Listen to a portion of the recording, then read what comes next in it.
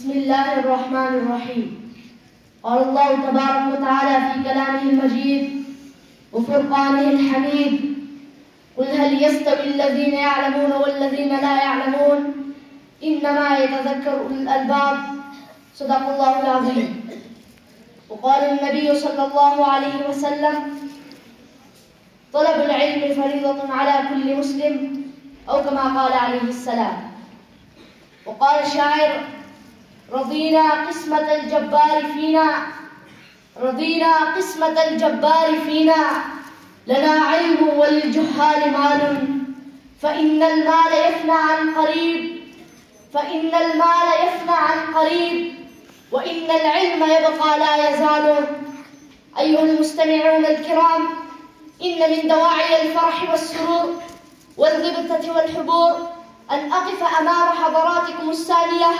أولا قبل كل شيء أحييكم بتحية الإسلام الخالدة، ألا وهي تحية أهل الجنة: السلام عليكم ورحمة الله وبركاته. وعليكم السلام.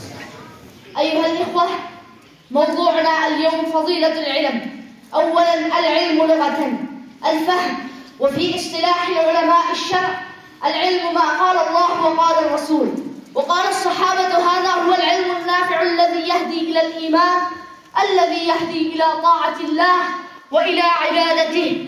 فالعلم الشرعي النافع أفضل العلوم وأشرفها، وقد ورد الحث على طلبه وسعي في تحصيله في الكتاب والسنة، كما قال النبي صلى الله عليه وسلم عن أنس بن مالك رضي الله عنه قال: قال رسول الله صلى الله عليه وسلم: طلب العلم فريضة على كل مسلم. أيها الأحبة، كما تعلمون أن طلب العلم منزلته عظيمة، وأول معلم في هذه الأمة رسول الله صلى الله عليه وسلم، وأول المتعلمين صحابة رسول الله صلى الله عليه وسلم.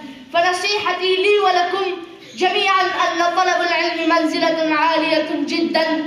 قال الله تبارك وتعالى: يرفع الله الذين آمنوا منكم والذين أوتوا العلم درجات. وقال رسول الله صلى الله عليه وسلم عن أبي هريرة رضي الله عنه قال: قال رسول الله صلى الله عليه وسلم: يرفع الله الذين آمنوا منكم والذين أوتوا العلم درجات.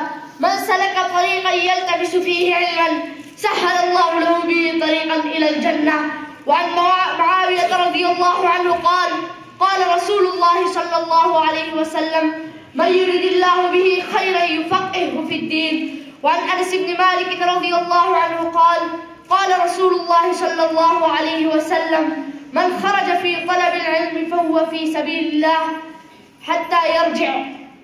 وعن أمامة رضي الله عنه قال: قال رسول الله صلى الله عليه وسلم: فضل العالم على العابد كفضل القمر على سائر الكواكب.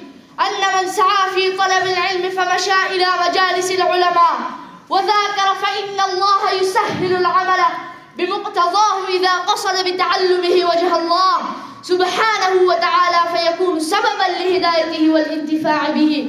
لأن المحققون من أهل العلم يقولون: أفضل النوافل طلب العلم، خير النوافل ورأس النوافل. وأخيرا قال الشاعر: ليس الجمال بأثواب تزيننا، إن الجمال جمال العلم والأدب. ليس اليتيم الذي مات والده بل اليتيم يتيم العلم والأدب. أقول قولي هذا وأستغفر الله لي ولكم ولسائر المسلمين.